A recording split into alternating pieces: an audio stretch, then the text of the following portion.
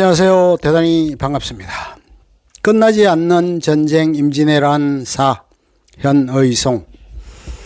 조선의 민초들이 일어났다. 정유재련 때의 기록을 보면 이렇다. 왜군은 700척의 병성과 15만 명의 대군을 동원 한반도를 침략했다. 20일 만에 한양이 점령되고 2개월이 지나면서 전라도를 제외한 한반도 전역이 왜군의 수중에 들어갔다. 그러나 조선 2만 5천의 민초들과 23전 전성한 이순신의 활약으로 왜군은 초기 병력의 30%만 살아남았다. 전쟁을 끝내자는 명나라 사신에게 한반도 절반을 일본에 넘길 것을 요구했다. 협상이 결렬되고 다시 히데요시 명령이 하달되었다. 매년 군대를 출동시켜 조선 사람을 전부 죽여야 한다. 장차 조선을 빈 땅으로 만든 다음 일본의 서쪽 규슈 지역 사람들을 옮기고 동북쪽 사람들을 서쪽에 살도록 하면 10년 후 반드시 성공할 것이다. 이 명령으로 1597년 1월 14일 정유재란이 일어났다.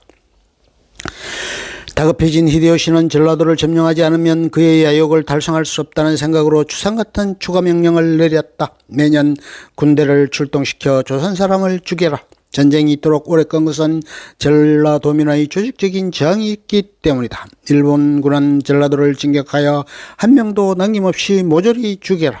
충청도와 경기도를 비롯한 그 밖의 지역은 알아서 평정하라. 이때부터 코백이라는 장극이 일어났다. 즉 히데요시가 전라도에 앙심을 품고 있다는 증거다. 왜란이 일어났을 때 조선의 부안군 보안면 호불치 싸움에서 의병장 최홍국 부대에게 패함으로써 전라도는 포기할 수밖에 없는 뼈아픈 기억이 있었다. 이순신 장군은 이 전투를 높이 평가하고 호남은 나라의 울타리요 만약 호남이 없으면 곧 나라가 없어진다라는 글을 필자의 14세 조부 현덕성에게 보내는 편지에 썼다. 그 기념비가 영안군 군사면 구림리에 있다. 임진년 왜란이 일어났을 때보다 왜군의 사기는 땅에 떨어졌다. 왜군들은 전라도에 가는 것을 포기하고 울산 등에 틀어박혀 반년을 무의도시켰다. 그래서 히데요시는 전쟁을 독려하기 위해 다시 강한 명령을 했다. 조선 사람을 죽인 후 코를 베어 소금에 절여 병사 한 명에 코 한 대씩 보내라고 명령했다. 이에 이를 조선에 전한 자는 대마도 도주 소요 시토시 가문의 야나카와 시게노부다.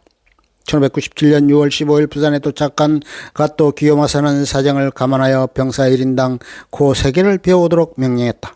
이렇게 하여 인류 역사상 유례가 없는 코베기 만행이 저질러졌다. 남원성 일대가 피바다가 되었다. 전투에 죽은 자는 물론 민간인 남녀들도 무참히 코를 배임당했다. 이러한 만행은 1597년 8월부터 철수한 11월까지 집중적으로 저질렀다. 조선 백성의 20에서 25%가 죽임을 당했다. 이때부터 420년이 지난 지금까지 전라도 지역의 어머니들은 이비야라는 말로 아이들에게 급을 준다. 어떤 행동을 못하게 할 때 이비라는 말을 한다. 정유재란 당시 일본의 종군 성녀 게이넨이 쓴 조선 일기에 의하면 이비야는 귀, 이, 코, 비, 남자야라는 한자어로 귀와 코를 베어가는 남자라는 말뜻이다. 지금도 전라도 지역에서 무심코 쓰는 이비야라는 말의 유래가 코무당과 관련이 있다는 사실을 기억해야 한다. 이러한 만행에 관한 역사자료는 야마구치 현 문서보관소, 도쿄대학 산업편찬소, 오카야마 현 천인비총에 보관되어 있다. 그들이 정가로 내세운 기록에는 1598년 1월 조선 사람 코 18만 5,738개, 명나라 사람의 코 29,014개, 합계 21만 4,752개의 코가 매정되어 있다고 기록하고 있다. 정유재란 당시 종군한 일본 성녀 게이넨의 말이 섬뜩하다. 역사상 이번 전쟁처럼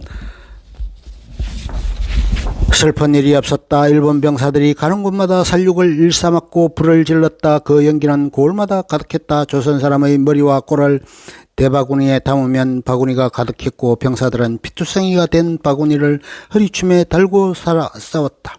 히데요시는 조선 정복을 꿈꾸며 아침 저녁으로 부처님께 기도하기 위해 호코지절을 지었다. 조선 침략의 업적을 기리기 위해 이 절 앞에 고무덤을 만들었다. 1597년 9월 26일 히데요시 부하 쇼다이가 지은 잔악함을 미화하는 가정스러운 글이 빗석에 있다. 일본군이 적의 목을 베어 보내야 하나 너무 멀어 조선군의 코를 베어오겠다. 히데요시는 이들을 원수라고 생각하지 않고 가엾다고는 생각으로 친한 사람 대하듯 공양했다. 잔악무도한 일을 저질러 놓고 공양을 이야기하는 뻔뻔스러움이 가정스럽다. 이를 보면 옛날이나 지금이나 변함없이 얄밉고 밉살스러운 일본인의 모습이다. 일본인의 잔혹성을 과시하고자 만들어 놓고 이를 호도하고 있는 그들은 오늘도 같다는 생각이다.